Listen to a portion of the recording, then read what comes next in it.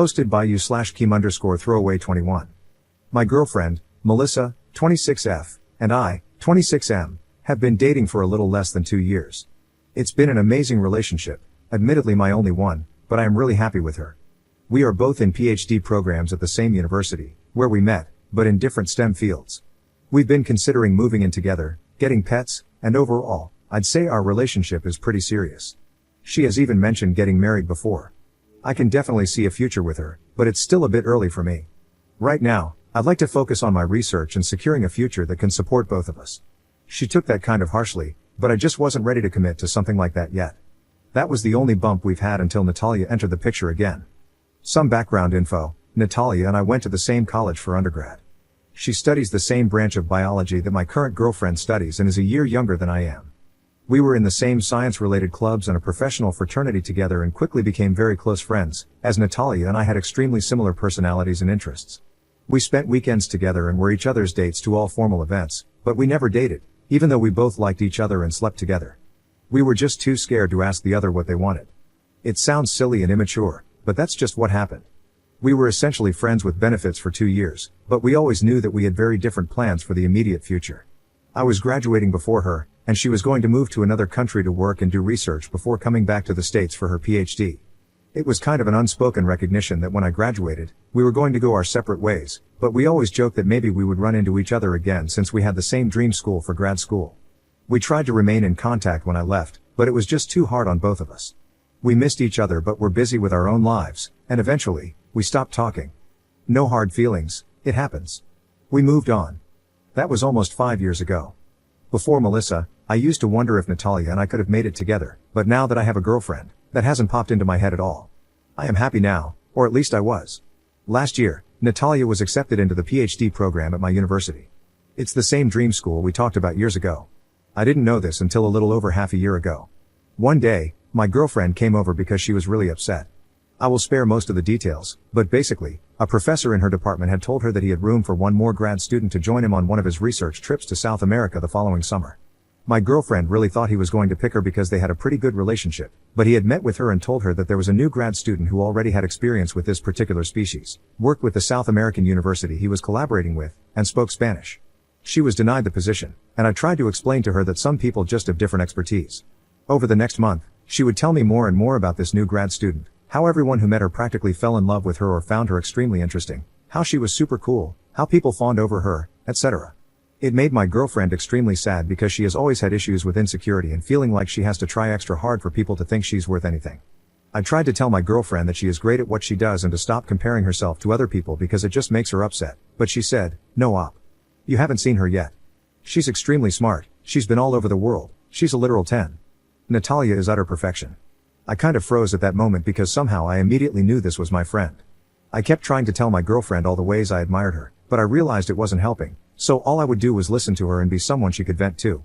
I admit I was curious, but I didn't want to complicate things for Melissa, so I didn't try to contact Natalia or find out if it was even her. A few weeks later, however, I ran into her at a cafe on campus. It was really great to see her again. We sat together for about an hour and a half, just catching up with one another. I told her about my research, and she told me about hers. She had accomplished so much for herself in the few years since I had seen her last, and I was so happy for her.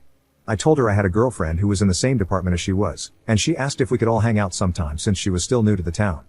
Natalia seemed really excited and not at all disappointed. We exchanged numbers and parted ways. It felt evident to me that we had moved on. Whatever romantic feelings we had for each other were purely platonic now. We were both doing very well and genuinely happy. That night, I told my girlfriend that I ran into Natalia and she was actually a really good friend of mine from college. I knew my girlfriend felt really insecure at work and in the lab, and I did not want her to feel threatened within our relationship. I suggested we all have lunch sometime so she could meet her because I actually thought they could get along. My girlfriend was kind of taken aback and immediately started asking me if I ever liked Natalia, if she was my ex, and if we dated. I said no, we never dated, we were only friends, but I did like her a lot. I reminded her that this was 4 years ago and that I have not thought about her at all since I started dating her. My girlfriend left the house for the night because she said she was really stressed and didn't want to think about it right now. I felt like I had done something wrong and decided I wouldn't mention Natalia again. Ever since that night, my girlfriend would ask me really strange questions, like if I thought she was smart enough. Of course, I think she's smart. The university we are at is one of the best in the nation. She then said, "Well, you and Natalia went to XY Ivy League University for undergrad, And I went to XY State University, so she's clearly beat me both times. I was appalled and told her there is no competition. I am with you. It doesn't matter where you went to undergrad, look at where you are now. She just wouldn't stop talking about how much more experience Natalia has and how much better her resume probably looks. She would ask me this multiple times, and it really upsets me to see how much she works herself up over these things. What's worse is when she compares her looks to Natalia's. Lately, Melissa will not stop complaining about how pale she is, how easily she sunburns, how short her hair is, how nothing fits her well. She says, I wonder how Natalia stays so skinny. I wish I was mixed like Natalia. Natalia is so exotic looking. I always tell her how beautiful she looks and how attractive I find her. Melissa is beautiful. I love everything about her, even though she doesn't. I would never say this to Melissa, it's even difficult to write, even though Melissa has said it to me, but Natalia is definitely a more conventionally attractive woman in terms of arbitrary societal beauty standards. But that doesn't matter to me. I don't love my girlfriend just because of her looks, but it's so difficult to convince someone that you find them attractive when they want to jump out of their own skin. I have caught Melissa stalking Natalia's Facebook profile, Instagram, and lab page. It's ridiculous. I can't understand why she does it when it gets her so upset. Melissa isn't fat at all, but lately, she has been rejecting me when I try to initiate bedroom intimacy because she feels fat or not attractive enough, and I think this is due to the aforementioned insecurities. I try to talk her through them, but it always ends with the same conclusion, and she says, I'm sorry I'm not good enough. I only talk to Natalia in the cafe. We have lunch together maybe twice a week, but we never plan it. I have always eaten lunch at the same time in the same place, and Natalia will come in every few days. When she does, we sit together for about an hour and talk. Occasionally, she will text me before lunch, asking if I'm there or planning on going there, and that's the only time we text or talk outside of the cafe. I feel like this is an appropriate amount of communication for two friends. I feel bad for never being able to hang out with her, but I know it would upset Melissa. There have been a few times when Melissa has joined me in the cafe, and Natalia has sat with us. Honestly, Melissa is straight up rude to her. At first, I think she tried to be nice but just got too upset. She either remains silent or responds with really short, cold answers. It makes me really sad because I know Melissa is struggling with insecurities, but Natalia is a really good friend of mine who has only been nice to me. She has invited me and Melissa out numerous times, and each time Melissa declines. I once told her I was going to attend a comedy show with Natalia. It was a comedian I once took Natalia to see in college, and Melissa broke down, so I decided I would never go anywhere with Natalia unless Melissa was there too. Some of you might say, why don't you just stop talking to Natalia? Is she more important than your relationship with Melissa? I don't really know what to do. I see Natalia for 2 hours a week, and we don't hang out or even talk outside of that. I have given Melissa no reason to think I am cheating or being unfaithful. Natalia has only ever been a good friend to me, and I shouldn't have to cut her out of my life when she already plays such a little role. It feels kind of unfair to me because honestly, sometimes I wish I could see Natalia more because she's a really wonderful, interesting person, but Melissa is definitely a priority in my life, so I have kept our friendship very casual and minimal. I think there is a bigger problem in that Melissa is not the same person I entered a relationship with. She's sad, always stressed, and much more cranky and snappy with me. Her insecurities make her shy away and retreat into herself, so it feels like I can never reach her anymore. She has been denying me bedroom intimacy and complaining about how she isn't good enough for me, and it has honestly been pushing me away from her. I find that I no longer want to deal with her insecurities and constantly validating that I love her. I have suggested therapy before because I think the real problem is not Natalia but Melissa's underlying insecurities. This is not normal, and it causes her so much unnecessary stress. Melissa always says, okay, I will think about it, and when I bring it up again, she gets really defensive, asking me why I think something is wrong with her. I don't. I just think a professional would be able to help her work through her own thoughts better so that she can accept herself more because clearly, what I am saying to her doesn't get through. It's hard to see her so unhappy. Edit. Because someone asked, I should have clarified that I also told Melissa that Natalia and I had slept with each other in college. I didn't hide that from her. I can see why that would upset her, but I really tried to stress how long ago it was and how happy I am with Melissa now. The past does not affect anything about how I feel now. Update 3 weeks later. Alright, so I posted here a few weeks ago concerning my girlfriend, Melissa, and my ex-friends with benefits from college, Natalia. The gist of the story was that Melissa kept comparing herself to Natalia, who is a grad student in her field of biology and someone she feels is basically the epitome of perfection. It got to the point where Melissa would spend hours staring at pictures of Natalia, and every time I tried to be intimate with her, she would shut me down, saying she wasn't good enough. I got a lot of criticism in the last post because Natalia and I ate lunch together a few times a week, but as many commenters suggested, I now eat at a different place and no longer see Natalia. I think Natalia took the hint, and we haven't spoken since I posted that. Anyway, I'm posting now because I feel Melissa's obsession with Natalia hasn't gotten any better, and she did something that I'm not sure I can forgive. When I graduated from college, my mom made me a photo album of pictures of me and my friends doing all the typical things college students do. It means a lot to me because I rarely see my old friends, and, unfortunately, one of them passed away. These photos are cherished memories for me. Yesterday afternoon, I received a Facebook message from my late friend Dan's mother. She asked if I had any pictures of Dan from our fraternity events. We were in the same professional fraternity. I told her I did and that I would scan and send them to her. When I looked through my album, I was shocked to find that a few pictures in which Natalia appeared had been cut. Some were just of me and her, while others were group photos. After flipping through a few more pages, I found one that broke my heart. It was a picture of Natalia, Dan, and a few other friends during one of our fraternity formals.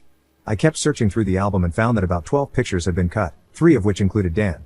It felt like I had swallowed a pound of rocks, and I was honestly just so angry. I knew it had to be Melissa because I would never have done this. I sent the uncut pictures to Dan's mom and texted Melissa, asking if she was still on campus so we could meet. When I saw her, I asked why she had cut my photos. She played dumb, saying, "What are you talking about?" But her expression gave her away. I was furious. I told her it was extremely disrespectful and that she had no right to destroy them. I explained that some of the pictures she had cut were of my late friend, and now those memories were ruined. She immediately started crying and apologizing, saying she didn't know what came over her. She even said she still had the pictures of Natalia and could put them back together. I felt like I was going to explode, so I just excused myself and left. Melissa has been blowing up my phone, but I haven't read any of the messages or listened to the voicemails. I feel so drained. I know I got a lot of criticism on my last post, and some of you may think I had this coming. I can't convince you of how hard I've tried to make Melissa feel like she's the only girl I want to be with. No matter how many times she's asked if she's pretty, if I find her attractive, or if I think she's smart, I always tell her how amazing she is, but it's never enough. Maybe I should never have spoken to Natalia when I found out she was attending the same university as me, but I don't think that gives my girlfriend the right to destroy my property. The album has literally sat on my shelf for years. It's not like I look at it every day or fawn over my ex. I've never even shown it to Melissa, so she must have been snooping through my belongings. Honestly, I wouldn't even care about that if she hadn't destroyed pictures of my dead friend out of petty jealousy. I just feel exhausted. I feel like I'll never make Melissa happy. I could have done things differently, sure, but I feel like she never tried to work on her insecurities or build confidence in herself either. Second update 10 months later. Dang, I can't believe I remembered the password to this account, but here we are. This time, it's not really about me, but I thought it would be most appropriate to post on my account since it's related to my ex-girlfriend, Melissa, whom I've posted about twice before. Feel free to look through the history. My ex, Melissa, was very jealous of my old friends with benefits / her colleague Natalia. Her obsession was extremely unhealthy, and she did something to me that I considered unforgivable, which led to our breakup. That was 8 to 9 months ago, and since then, Natalia and I have rekindled our friendship. She knows why Melissa and I broke up and felt very guilty, but she was always a good friend to me, and I like having her in my life. I know I'll get a lot of flack for this and that people will say they saw it coming, but whatever. I'm not asking for judgment. What's done is done, and I thought we had all moved on. Last month, Natalia, a few friends, and I were out playing billiards. As I was giving Natalia and her roommate a ride home, her roommate said, "Anne, did you tell him about the thing?" Natalia responded no, and her roommate pressed her, but she stayed firm. I texted Natalia later to see what was going on, but she assured me it was nothing. This past week, her roommate called me and asked if we could meet up. She sat me down and said she thinks my ex-girlfriend is stalking Natalia. I was taken aback but not completely shocked by this accusation, given Melissa's past. She told me it started with obvious fake Facebook profiles sending friend requests and vile hate messages.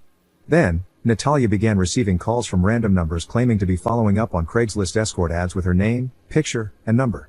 Her roommate knew about the picture situation and immediately suspected Melissa. That was a few months ago. Last month, Natalia and some friends were returning from the movies when a guy in Melissa's grad school cohort noticed a car parked along Natalia's street and said, "Hey, what's Melissa doing here?" This freaked Natalia out because she had seen that car parked there several nights a week for the past 3 months. This was the thing she didn't want to mention to me. This week, her growth chamber was contaminated. Apparently, someone let disease-carrying aphids into a few sections of the greenhouse, ruining a few of the grad students' crop/plant experiments. I'm not a biologist, so I don't know the details. It was a big deal for the grad students, who now need to restart their experiments, including Natalia. However, her principal investigator thought it was likely an undergrad who forgot that you're not supposed to enter the greenhouse after being in the aphid room. Her roommate, who is in the same department as Melissa and Natalia, suspects foul play on Melissa's part. Apparently, Melissa has been bad-mouthing Natalia ever since we broke up. Obviously, that's a very strong accusation with no concrete proof, so her roommate hasn't reported it to administration. Still, it's really scary to think Melissa might go to such lengths to hurt someone else. It sounds to me like Natalia is being stalked, but she doesn't want me to know. I brought it up with Natalia yesterday, and she confirmed what her roommate said. She dismissed the greenhouse incident, saying she doesn't want to believe someone has it out for her. She also thought it was unlikely because the risk would be so high. If it were done on purpose and the person were caught, they'd be expelled from the program without hesitation. She admitted to feeling like she's being followed and mentioned that she'll sometimes be at a grocery store or cafe and think she sees Melissa. She chalked it up to paranoia and believes her roommate is putting ideas in her head, but she said these feelings have become more frequent since we started hanging out again. I asked if she's spoken to Melissa or wanted me to say something, but she was adamant that I shouldn't. I feel like this is all my fault, and I keep screwing up.